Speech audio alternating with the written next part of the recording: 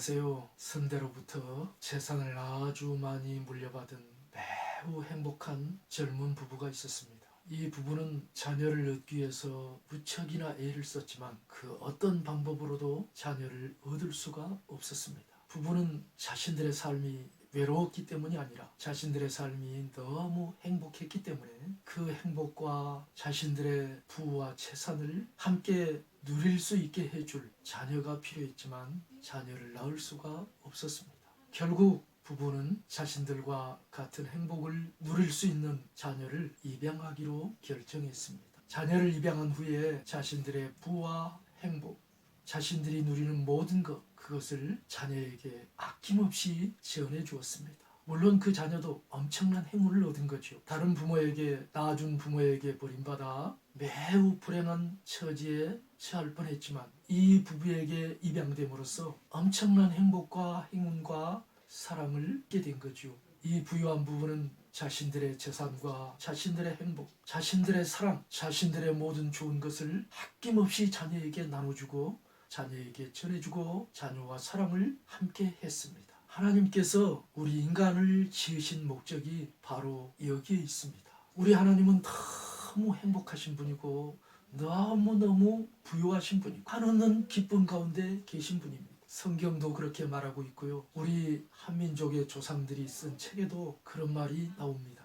우리 하나님께서는 그 놀라운 행복, 그 엄청난 기쁨, 그 지극한 부요, 이것을 스스로도 만족하셨지만 삼위일체 하나님께서 함께 즐거우셨지만 더 이상 바랄 게 없었고 부족한 게 없었지만 그렇기 때문에 자신들의 그 놀라운 부요와 행복과 기쁨과 사랑을 마음껏 전해주고 싶어서 함께 나누고 싶어서 우리 인간을 창조하신 것입니다. 그리고 인간을 창조하실 때 물론 그 행복과 영광과 사랑과 부요와 기쁨과 말로 닿을 수 없는 영원한 생명, 그것을 함께 누릴 수 있는 천국도 같이 만드셨다고 예수님이 우리에게 말씀하셨습니다. 그런데 불행히도 인간은 하나님의 이 놀라운 계획과 사랑을 저버리고 인간에게 주어진 자유의지를 따라서 하나님과 함께 이 놀라운 사랑과 영광과 행복과 기쁨을 누리는 쪽을 선택하기보다 하나님으로부터 독립해 나와서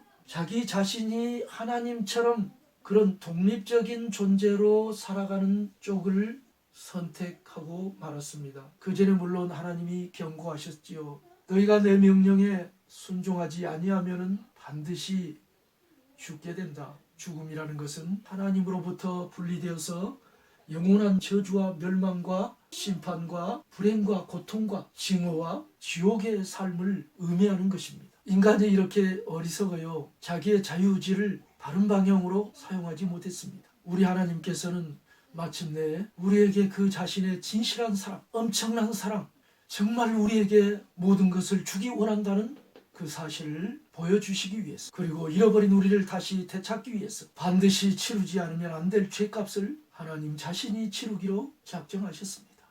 그래서 하나님의 아들 하나님께서 이 땅에 사람의 몸을 입고 태어나셔서 우리의 모든 죄를 대신 짊어지고 십자가에 못 박혀 돌아가셨습니다. 그것은 예수님 오시기 이전부터 계획된 일이었기 때문에 예수님 오시기 전에 약 700년 전에 이스라엘의 예언자였던 이사야가 예수님이 어떻게 죽을 것인지, 우리의 모든 죄값을 대신 치르기 위해서 어떠한 죽음을 당할 것인지 예언을 했습니다. 이스라엘의 위대한 왕이었던 다윗 왕도 예수님이 우리를 위해서 십자가에서 고통당하시고 돌아가실 것을 예언했습니다. 예수님의 이 죽음은 역사 속에서 우발적으로 일어난 정치적인 사건이 아니었고, 겉으로 보기에는 신성모독이라는 죄악으로 유대 종교 지도자들에 의해서 정죄를 받고 로마 총독 본디오 빌라도에게 재판을 받아 사형 선고를 당했지만 그 이면적으로 내면적으로는 하나님의 영원한 계획에 의해서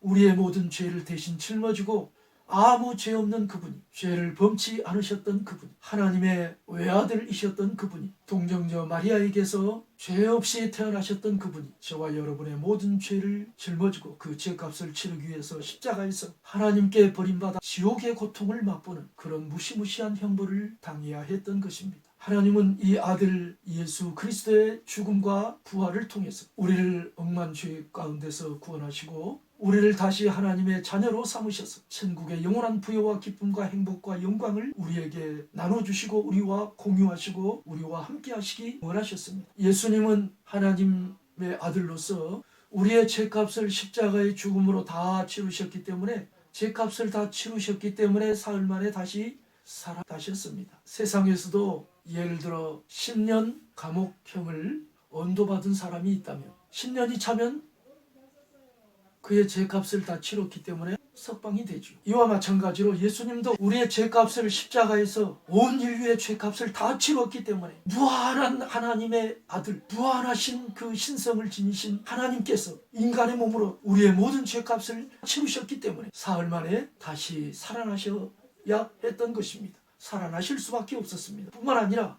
예수님은 하나님의 아들이셨기 때문에 사람의 몸으로 태어났지만 원래 하나님이시기 때문에 사람의 몸으로 태어났을 때도 하나님이셨기 때문에 지금도 하나님이시지만 사망의 권세를 정복하고 인간을 저주와 지옥으로 끌고 가는 그 사망의 권세를 정복하고 사망 권세를 정복하고 사흘 만에 다시 살아나신 것입니다. 그래서 이 예수님을 나의 구주, 나의 하나님, 내 죄 때문에 십자가에서 죽으시고 사흘 만에 다시 살아나셨다고 믿고 예수님을 나의 하나님으로 머리로 인정하고 가슴으로 모셔드리고 입술로 나의 하나님이라고 나의 구주라고 고백하고 그리고 항상 주의 이름을 부르면서 예수님을 부르면서 예수님과 사귀는 사람은 영원한 천국을 하나님께서 원래 계획하셨던 그것을 그 부요와 그 행복과 그 영광과 그 놀라운 하나님의 것들을 다 자기 것으로 받아 누리게 됩니다. 처음에 서두에서 말씀드렸듯이 부모에게 버림받은 아이가 그 부유한 자녀 없는 집에 입양되어서 모든 행복을, 사랑을, 영광을 받아 누렸듯이 우리도 하나님의 그 엄청난 부요와 영광과 행복과 기쁨과 사랑과 천국을 영원토록 받아 누리는 것입니다. 바로 이것을 위해서 하나님께서 우리를 지으셨습니다. 감사합니다.